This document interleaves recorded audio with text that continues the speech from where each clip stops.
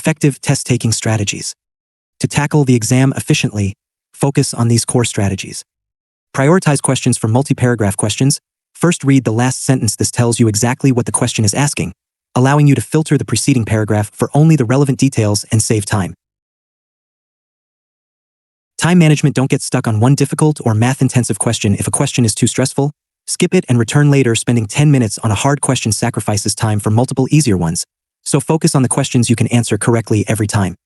Process of elimination. Even on tough questions, try to eliminate at least 2 incorrect answers. This increases your chances of guessing correctly between the remaining 2 options.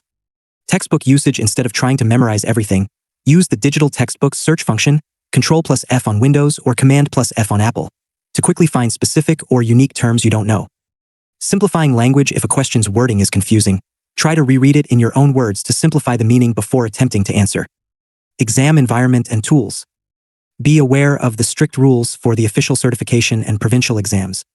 Prohibited screens. Split-screen functionality, like using the textbook and a mock exam side by side, is not permitted during the official certification or provincial exams. If you use 2 monitors, they will either show the same thing or one will be blank. Digital tools. The exam interface only shows one main tab, either the question or the textbook, at a time, but a small digital calculator can be used concurrently with the test tab in the official exam. The textbook search bar is accessed via a spyglass icon. External calculators. Only simple calculators are allowed. Graphing calculators, or any with a memory function, are prohibited. Cell phones are strictly forbidden and will nullify your test attempt. It's a good idea to show the proctor your calculator before you start. Exam sequence. You must pass certification exams before taking the provincial exams. Key segregated fund and annuity concepts. Annuities and payments. Immediate annuity payments begin right away. Deferred annuity payments begin more than a year from now. Types of payments. Payments can be level. The client receives the same amount in each payment. Variable. Payments can fluctuate up or down. Index. Payments are designed to increase over time. Variable payments suit a client okay with the possibility of receiving lower payments sometimes. Surrendering an annuity. Once an annuity is converted to a payout annuity, like an immediate life annuity, and the first payment is received, it generally cannot be surrendered or cancelled. Segregated funds. Individual segregated funds offer both a maturity guarantee and a death guarantee. The maturity guarantee assures a percentage, e.g., 75%, of the principal investment after the maturity period, typically 10 years in the course. If a withdrawal is made before 10 years, the guarantee on that portion is voided. The death guarantee assures the family will receive at least the full amount, 100%, of the principal investment upon the client's death. Group segregated funds do not have maturity or death guarantees. This is why they typically have a lower management expense ratio, MER, because they don't include the cost of the guarantee portion, making them a low-fee option. Creditor protection. Segregated funds are generally creditor protected, but this protection is voided if the contract was acquired expressly to avoid creditor claims. Registered plans and taxation. RRSP contribution room. Calculation. Your total RRSP contribution room is your carry-forward room, and used from previous years, plus your current year's room. Spousal contributions. Money contributed to a spousal RRSP is deducted from the contributors, not the spouse's contribution room. Withdrawals. An RRSP withdrawal does not free up or contribute to the current year's contribution room.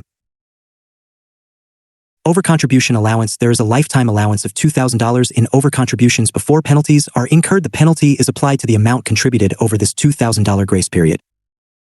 RRSP withdrawals and taxation. Withholding tax. A portion of an RRSP withdrawal is held back by the financial institution as an advance payment against future tax owed. Taxable income. The full amount, 100%, of the RRSP withdrawal must be declared as taxable income. Other tax concepts. Pension splitting. Tax savings are found by calculating the difference in the spouse's marginal tax rates, then multiplying that percentage by the amount of the pension that is split, which is half of the total pension. RRIF. The Registered Retirement Income Fund, RRIF, is the maturity option that provides a client with the most flexibility for withdrawals in retirement. Canada Pension Plan, CPP. Taxation. CPP benefits are considered taxable income. Start age. The standard age to begin receiving benefits is 65. Early start benefits can start as early as age 60, but the monthly amount is reduced by 0.6% per month, or 7.2% per year, starting 5 years early, at 60, results in a 36% reduction.